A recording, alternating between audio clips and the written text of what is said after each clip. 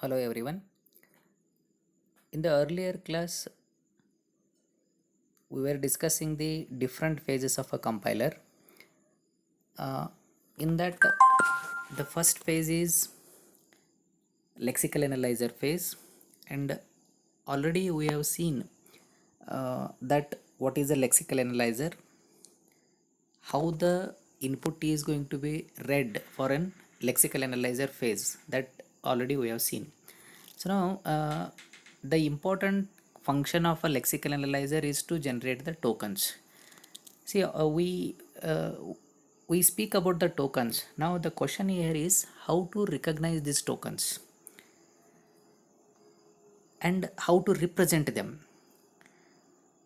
The answer could be you can define these tokens to match for an particular patterns, and these patterns we generally call it as lexemes. You are looking for, you have to specify the tokens in the form of certain patterns, the lexeme patterns. So it means that you have to specify the lexeme patterns to recognize the tokens. So now the best option would be to define these patterns either in the regular expressions, or else what you can do, you can use some a finite state diagram to represent these tokens. uh, you can use regular expressions or finite state diagrams to represent these patterns, lexeme patterns. So now we will see one by one. Here before specifying the tokens, you can understand the some fundamentals of any language that you are going to define. We use some simple definitions here. The first definition is an alphabet. Alphabet is a finite set of symbols. See, if I am using an binary language, then my alphabets are going to be 0 and 1. Suppose if I am going to represent the decimal numbers, then my alphabets are going to be 0, 1 up to 9. Like that, what you can do, you can use any characters. These must be finite. A finite set of symbols is called as an alphabet, and it's going to be represented as sigma. The next definition is string. You, if you represent anything as a string, it means that it is a finite sequence of symbols from the sigma. That is, you have to define a finite sequence of symbols from that alphabet set sigma, then that thing is called as string. And then the length of the string is going to be denoted as, see, it's given in like a mod operator. It denotes the length of the string, and epsilon denotes the empty string, and always the length of an empty string is 0. See, you understood what is an alphabet. It is a set of finite symbols, and if you create a if you have a finite sequence of these symbols, then it is called as strings. Now a language is a specific set of strings over some fixed alphabet sigma. It means that you have an alphabet set, and from that you are going to generate some strings, and all these strings are belongs to a language. See, generally if the language is having an empty set, means that we are going to represent it by null operator. And if it is an having an epsilon, it means that language has got a one string, then that is the, it is an empty string. uh, and if you want to perform some operations on the string, you can do the concatenation and exponentiation. The concatenation of two strings x and y is denoted by xy, and the exponential of a string s is defined by that is s0, that is s raised to 0. It means that that string have got a length 0. It means that it is an epsilon. Okay. And then similarly, if I take s1, it means that the length of that string should be 1. Like that, if you take in generally any length, that is si, it is nothing but that can be represented by s raised to I minus 1 s, in the sense that if the length of string I is there, it is going to be written it as the string generated by s of length I minus 1 concatenated with that s. So it's going to become si. Okay, so now these are the some fundamental things when you are going to study the regular expressions. And even the concatenation of any string with an epsilon, either in the as a prefix or as a suffix, it's going to remain same. That is, s concatenated with epsilon or epsilon concatenated with s is going to remain it as yes.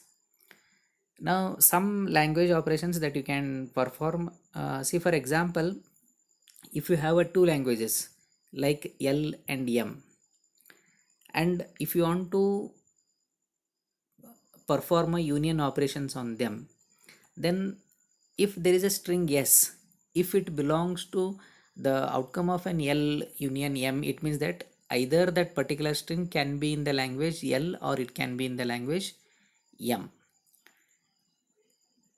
The that is L union M is nothing but S belongs to either S belongs to L or S belongs to M in this case here. Okay, so now in the other way what you can do is that if you are going to write a something called means another operation, that is a concatenation of two languages L and M. Now whenever you write L and M, it means that you can see it here, the x and y, I have written here xy, so it means that x belongs to an L, the string x belongs to an L, and string y belongs to an M. So this operation is called concatenations. And exponentiation is written it as L raised to 0. Please understand here, L raised to 0 means it is the length is the string, the strings of that respective language length is 0. So here it is epsilon only, you will get. So now if I say L1, what you get, L1 means you will get it as the strings in that language of length 1. If it is 2, L raised to 2 means what? The strings generated in that language of length 2. So like that, generally what we can do, we can have that is Li is nothing but what? Li minus 1 L. So this is an exponentiation. Then again, you know that the already you have learned this operator, that is a clean closure. So here what it is, closure means the strings in that respective language are going to be generated, the length of that those strings, either it's a 0 or more. So that's what here it is written. You can observe it here, the here the union of all the strings of length from 0 to infinity. That's what it is, clean closure. It means it can include an epsilon as a length. It means the string of the length can be epsilon. But when it comes to a positive closure where there is a plus, so in this case the string length should be of minimum 1. Epsilon is not allowed here. You can just see in this, here it is, the string length is going to be minimum 1. So these are the some operations that you can apply on the languages. Now the another some definitions are here. This you can just see, whenever you say a prefix of a string, it means that for any particular string, yes, the prefix, if you want to say, it means that it's obtained by the removing 0 or more symbols from the end of the string. Yes, see here you can see, for example, if my string is banana, if I consider that my string length is here banana, then the you can see here ban, banana, and epsilon, these are all the prefixes. Similarly, you can see when you are say suffix, it means that you are going to remove some symbols from the beginning. It means, for example, if I take an again the banana, that time you are removing ban, that's what you are getting it here, nan, ban, like that, nan, banana, and if you remove all those, then you will get it as epsilon. Okay, this is nothing but a suffix. Then substring means here it is obtained by deleting any prefix or any suffix from the s. See, if I consider again the banana, either you can remove the some characters from the beginning and or some characters to the end, then whatever you get, that could be a substring. Here it is written it as if I remove an epsilon from both from prefix and as well as suffix, I get only the banana, because epsilon, if you concatenate anywhere, it's not going to change.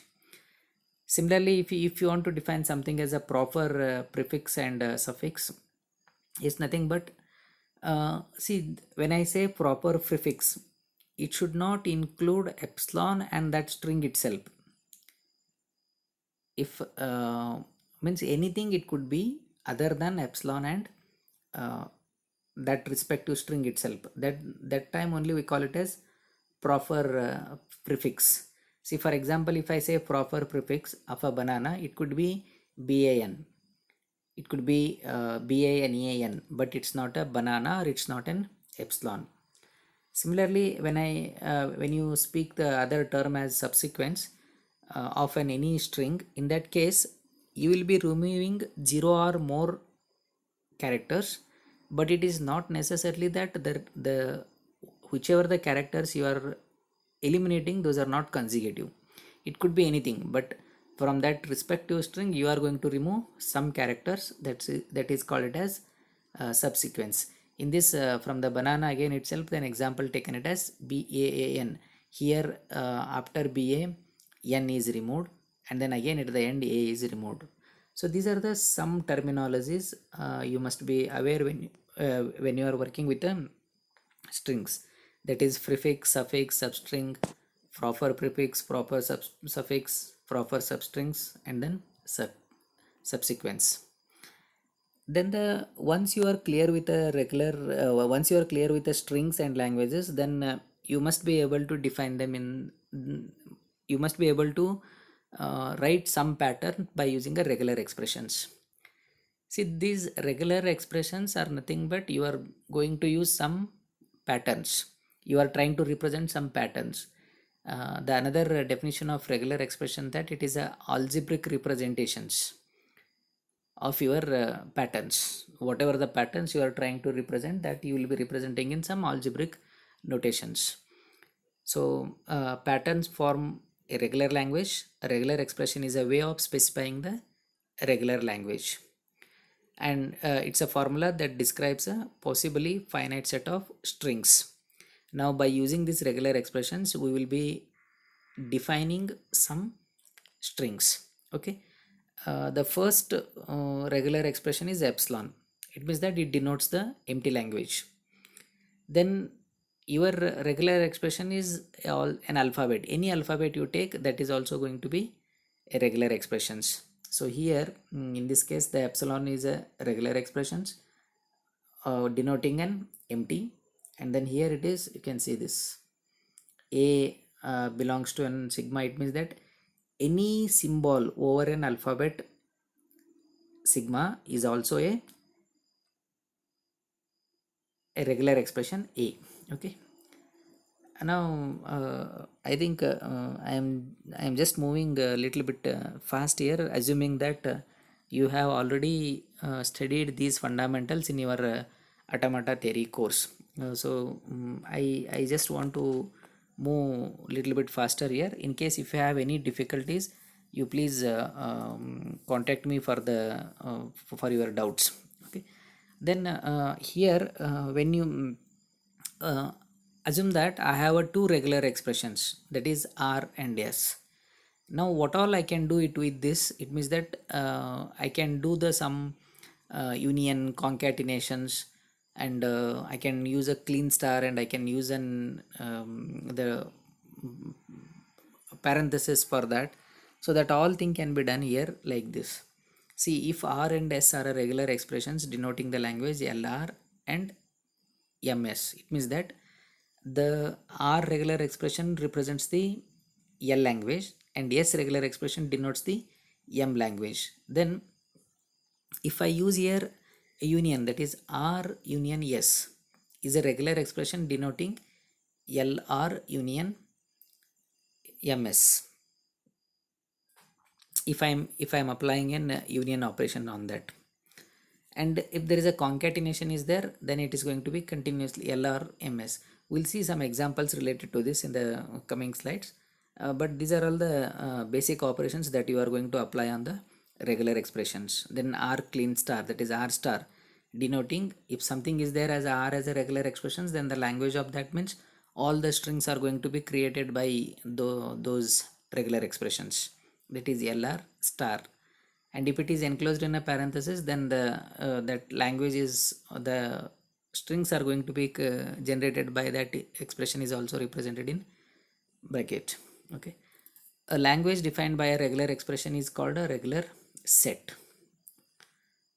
Now we can see some definitions here. It means that what you can do is that you can give us some definitions for the regular expressions.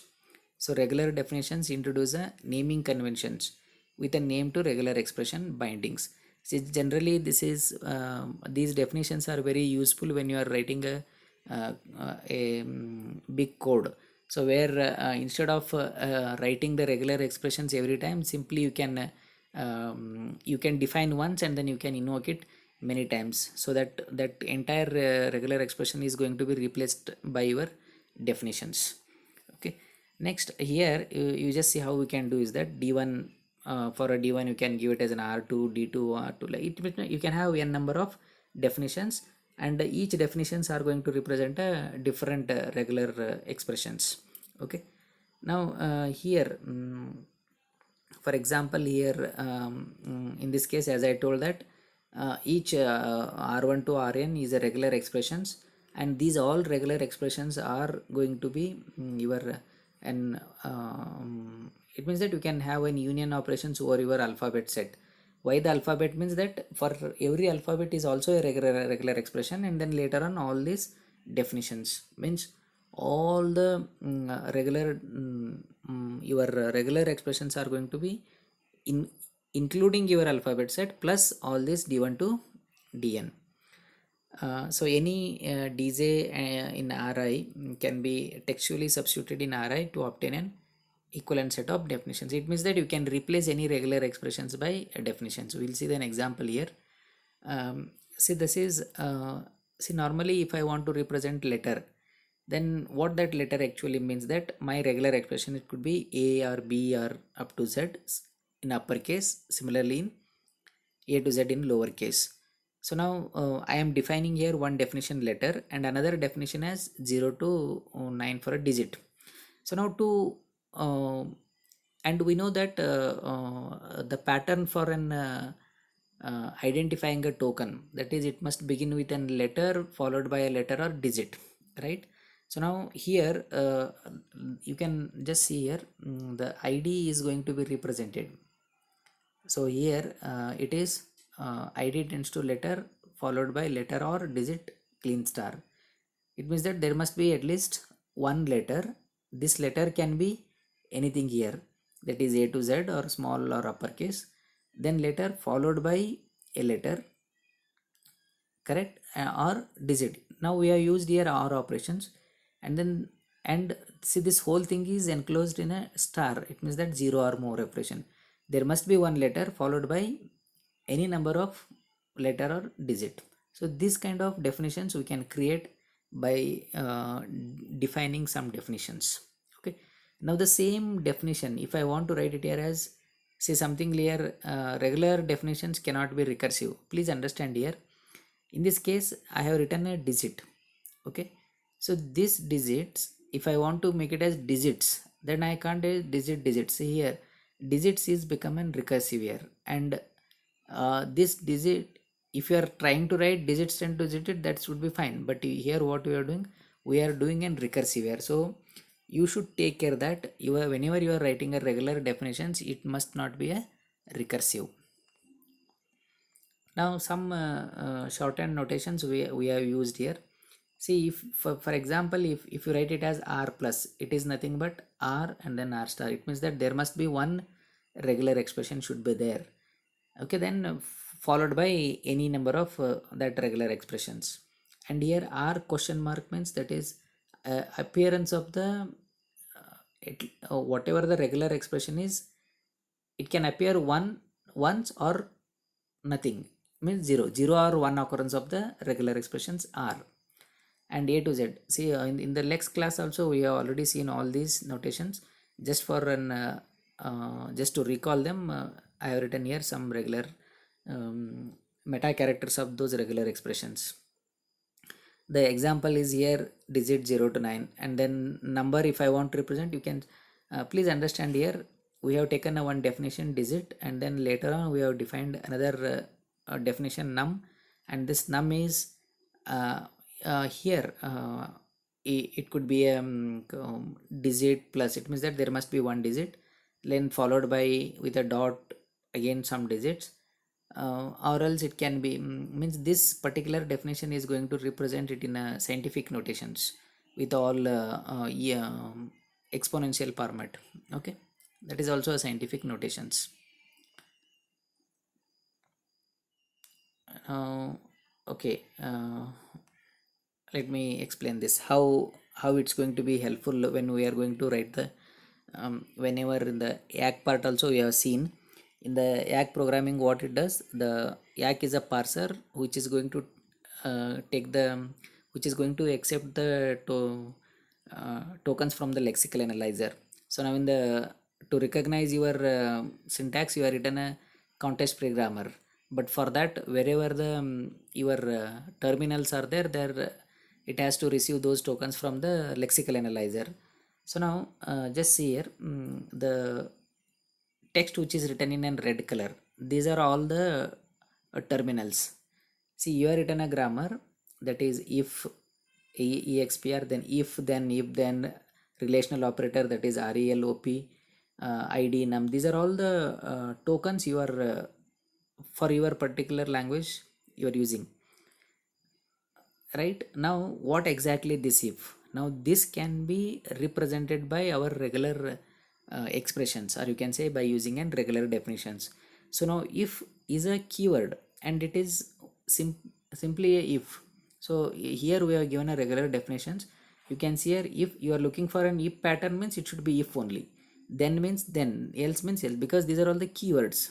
Okay, similarly RELOP. See, this relational operators could be anything. That's what you have written it as here. Either it can be less than or less than equal, or less than or means not equal, larger than equal or equal.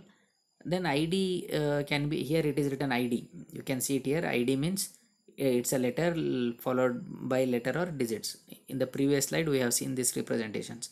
Num means it can be a this thing.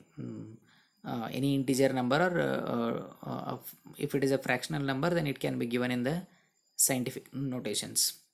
It could be anything. So this is what how the regular definitions and grammars can be represented. Now here let me come to the slide here.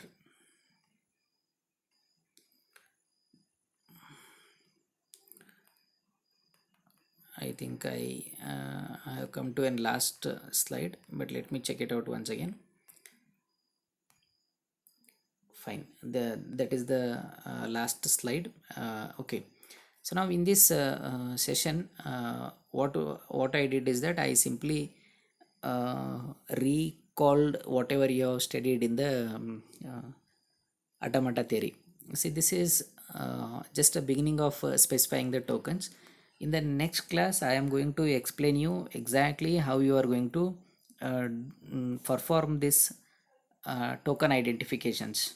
So it means that you will be we are going to just use these regular expressions, and then we will be writing some um, regular expressions.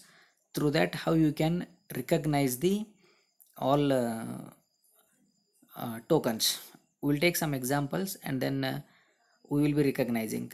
I request you to just please recall the all the regular expressions that what you have studied in the lab classes. It could be any regular expression meta characters, because these are all the very essential, and you must be clear or you must understand whenever we are using those regular expressions. I'm not going to repeat all those regular expressions once again here, as it is already discussed in the earlier class. Okay, so in the next class I will be discussing about the how to recognize these tokens. In this class, I just concentrated on the specifications of the tokens, and these tokens either we are going to use a regular expressions or our finite state diagrams. So in the coming class, we will be discussing discussing the recognition of tokens by using these two methods. I hope you are clear with this in this, and then take care, stay safe.